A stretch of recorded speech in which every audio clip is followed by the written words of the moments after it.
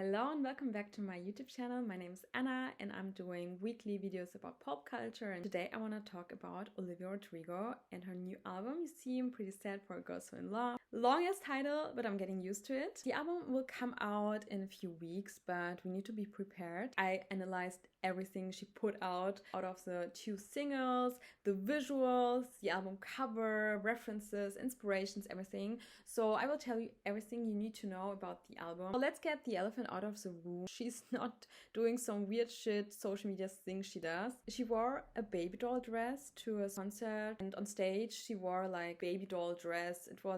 It's not the prettiest dress that's near or there. She wore like leather boots. She was rocking on stage. The dress caused a lot of controversy because people were a bit deranged. They said she was sexualizing kids wear. I'm saying stop with the allegations. Let me ask you, did you ever hear about Riot Girl? It's a movement in the 90s where female artists expressed feminism through punk rock. It was all about female rape. With that, the fashion was a huge part. The artists wore white baby doll dresses, should suggest innocence, combined with clumsy hair, red lipstick, leather boots. Olivia Rodrigo said in an interview for Audio Check that her mom loves Babes in Toyland, a band that was very prominent within the movement, and that she herself loves Riot Girl music. She did respond to the accusation. In that interview, she said that she just found the outfit cool, period, and thought she looked like Kathleen Hanna from Bikini Girl. And the band and Kathleen were like the main girls of the Riot Girl movement. So we can declare her new look is sort of a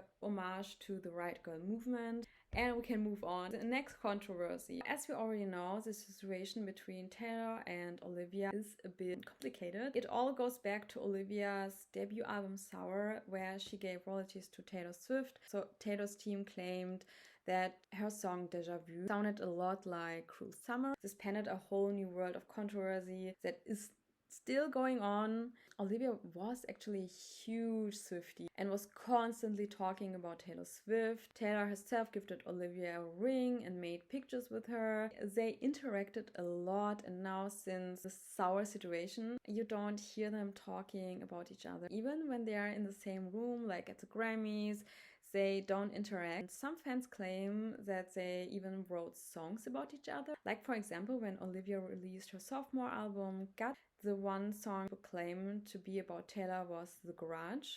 In that song, she sings about how she still can't let go of that one person she loved and who did her wrong. Especially the line, "You've got everything and you still want more," is associated with Taylor. And according to the discourse, Taylor maybe mentioned Olivia in the song Clara Bow. In that song, she's singing about how the music industry is always replacing female artists with younger versions of themselves, and at the end of the song she says, "You look like Taylor Swift. You've got edge she never did." In the perspective of the music industry, she has been compared to Taylor a lot. What differentiates the two is that Olivia is known to have like a rock-ish style. She curses, thinks about drinking, partying. It wears a lot of leather. People think because of that edge thing that she thinks about Olivia. Now with the new album cycle, the controversy has to continue, of course. It all started when Olivia did an interview with British Vogue where she talked about new music. The magazine title was very unfortunate and kind of messy. On the cover they put a quote from the interview that said, "I'm definitely a lover girl," right over Olivia's name, and lover in caps lock. To make it more obvious, this made a lot of people questioning whether she's copying Taylor. Taylor has an album called Lover, but as we know from the recent singles, the album sounds nothing like Lover and has a completely different concept. Now it gets pretty interesting because in a recent interview with the New York Times podcast, she was asked about the Deja Vu Cruel Summer situation and how she feels about it now. She didn't say much, only that she made her peace with it and let go. Now that we got all of the controversies out of the way, let's start to talk about things that actually matter, the music. Let's start with this thing we saw from the new rollout, the album cover. First of all, I have to say she's giving Cassie from Skins, like that manic, psychotic, but still cute girl, and I'm here for it. I'm not sure if she confirmed this, but album cover might be a reference to a painting named The Swing, but it's a French painter named Jean-Honor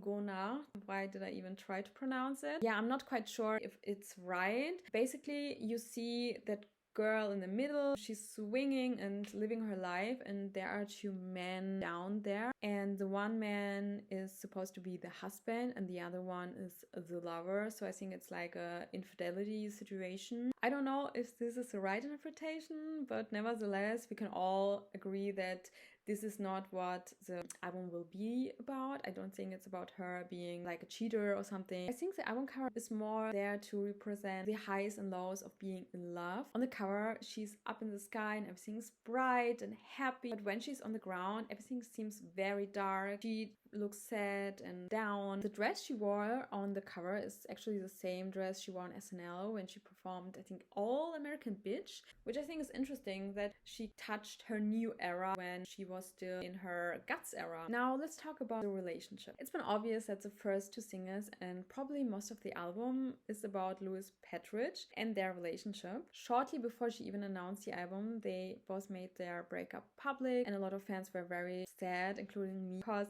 they looked absolutely stunning. Everyone saw she's very happy, yada yada. Louis did post the painting that was referenced in the album on Instagram, which is interesting. Now that's actually everything we know about their relationship. There are not a lot of hints. Like for Drop Dead, she says Gemini, he's a Gemini. She also releases the album in Gemini season, and that's actually a great starting point to talk about the two singers, Drop Dead and The Cure, and her tracklist. Drop Dead and The Cure aren't a huge shift in sound for her. You still have that rockish element. There are still instrumental and speaking, singing, but the writing is so much better. You see her being a bit more mature. Even has elements of Messy Star and The Cure. They both have something 90s dreamy rock about them. She even mentions Just Like Heaven by The Cure in her first lead single, and I can hear the inspiration. There is something very, very dreamy about that Cure song. The themes are quite similar. It's about being manically in love so much that it even feels like something you made up. With the tracklist, we see the album has two chapters, the So in Love chapter and the You Seem Pretty Sad chapter. I love how she chose a very happy and a very sad song to represent the album, and actually when I listened to The Cure for the first time, I thought about her song from Guts Deluxe, Scared of My Guitar. In that song, she sings about how it should feel good to be in that relationship because her partner is treating her well, but she's still very anxious. She literally sings, barely sleep when you sleep next to me, but I keep thinking I will find a cure. I say that I'm fine. I tell you all the time. I've never felt so happy and sure. So in my opinion, The Cure is a continuation of Scared of My Guitar. When it comes to the tracklist, I don't have a lot to say. Just one slightly deranged thought. It's a bit far off, but listen. One of the tracks is called Cigarette Smoke. I wondered, the title reminds me of one of my favorite songs, Cigarette Daydreams. I love that song. I know it's a bit far off, but she covered that song a few years ago, and when you watch the music video of Cigarette Daydreams, you see that at some point there's a girl holding a knife and almost analyzing it, like looking at it. It reminds me of the picture disc for the album she promoted on her website. Maybe it's all just a coincidence, but I wonder if there may be reference to Cigarette Daydreams. And when I look at the overall visual design, I noticed that aside from the music, there are strong references to the 90s. First of all, the font used for the album was very popular in the 90s. It was used by The Cure and in some of Sofia Coppola's films, which are both referenced in Olivia's album Rollout. The alternative album cover and the overall shooting was very inspired by The Virgin Suicide, a movie by Sofia Coppola. And the Drop Dead music video is giving Marie Antoinette, the iconic movie by Sofia Coppola. In Olivia's music video, we see her sitting on her bed while watching something on her laptop, but the contrast is huge because she is in fucking Versailles, and you see these modern elements like watching something on a laptop. The contrast is huge. The Sofia Coppola movie is known for adding modern elements in the original story of Marie Antoinette, like in one scene where Marie Antoinette is putting on some shoes and in the back you see some sneakers. Lyrically, I don't see a connection between the two 2 singles she put out and the Sofia Coppola movie, but maybe it will be all connected. I just wonder in general if all of these 90s things like the Sofia Coppola movies, the font, the baby doll dresses, like that Riot Girl look, if it's just all aesthetic or if it will be connected when we hear the album, because now it feels like it's just an aesthetic. The songs doesn't sound like Riot Girl songs because Riot Girl songs are very punk rock. There's a lot of screaming, a lot of rage. I just wonder if it will be all connected. I have one thing to say about the Cure music video. I was reminded of TikTok I watched like I think in January or something in the beginning of the year. So there is this one creator who talks about how artists will put more handcrafted stuff and like very complex things into their visuals when they make shootings or movies. You could see that in that Elle Fanning photo shooting for The Cut and also Rama Duvaji for The Cut. There were like a lot of handcrafted stuff, like handcrafted scissor or handcrafted chair, and it looked so interesting. Basically what the content creator wanted to say is that because of the rise of AI, especially in the art, artists will seek more into handcrafted things to show because it makes more of a human connection. You see that and you just know that a human being made that, and that it will be more and more common that artists will seek to handcrafted things. And when I saw the music video to The Cure, I immediately thought of the TikTok. So much of the scenery was handcrafted. It looked so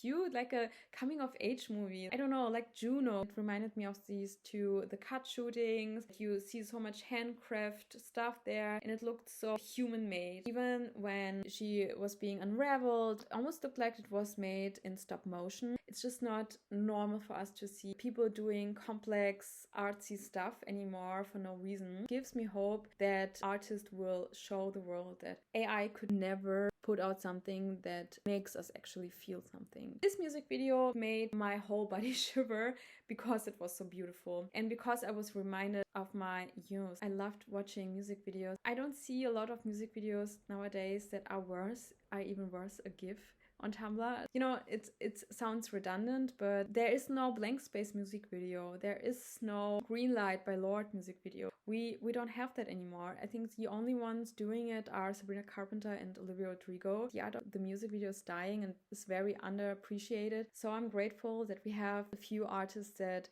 see how important music videos are. This was everything I know about the album. I'm sure that the minute I'm done with recording, that there will come like million more hints. I'm here for it. I'm ready for it. Yeah, I hope my deranged analyzing was helpful for you and that you liked my video. If you have some other hints or some opinion you want to share it under the comment section. I would love to know what you think about music videos, the references, the controversies. Follow me if you want to see more pop culture videos.